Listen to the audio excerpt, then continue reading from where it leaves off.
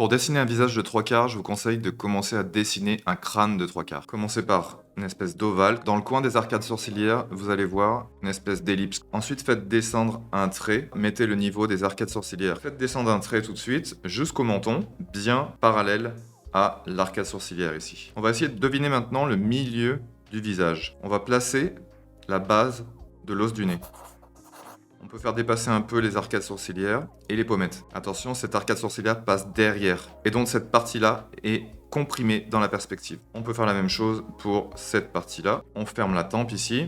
Vous n'êtes pas obligé de dessiner tous les détails. J'ai tendance à aller en ligne droite. Ensuite, on va représenter une espèce de sphère ici et on va placer la commissure des dents. On peut fermer la mâchoire et à partir de là, on peut ajouter les détails. Je divise bien la bouche en deux parties égales aussi. Je n'hésite pas à utiliser la gomme et c'est pour ça que la construction ne doit pas être trop appuyée.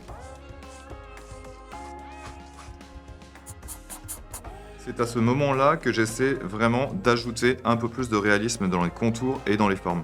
Avec un crayon plus fin, je peux marquer certaines limites d'ombre. Quand je suis allé trop en ligne droite et que c'est un petit peu trop schématique, je reviens par-dessus. Ne faites pas de l'exact. Pour ce genre d'exercice, mieux vaut en faire plus que de détailler à 200%, ça ne sert absolument à rien.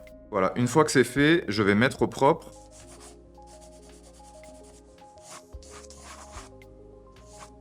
J'utilise un critérium pour les détails un petit peu plus fins. Pour rendre les volumes, je ne passe pas toujours par le crayon, je viens rapidement avec un marqueur à alcool. J'essaie déjà de couvrir toutes les cavités. Je glisse une feuille en dessous pour éviter de tacher la feuille du dessous. Et j'utilise un carnet de croquis. Ce qui est bien avec un feutre à alcool, c'est que je suis obligé de prendre des décisions sur la limite des ombres. Par moments, vous allez voir que c'est un petit peu difficile car on voit des espèces de dégradés. Mais si vous travaillez des bandes dessinées par exemple, ou même des illustrations stylisées, ça va vous permettre vraiment d'aller beaucoup plus vite. J'essaie vraiment de soigner le design de la forme de mes ombres. Aussi bien tout ce qui est à l'intérieur, mais aussi ce qui est à l'extérieur, les blancs. Regardez la forme des blancs ici. Il est possible aussi d'hachurer un petit peu pour faire semblant de faire un dégradé. Là, il y a une forme ronde, donc j'essaie vraiment de tourner autour de la forme.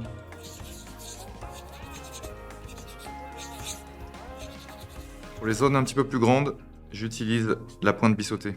Et pour rendre le truc un petit peu plus stylé, on peut créer une petite ombre en dessous.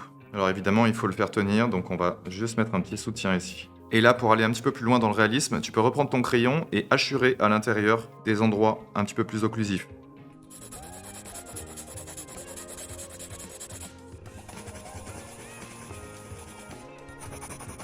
Dis-moi en commentaire ce que tu voudrais voir dans d'autres tutoriels.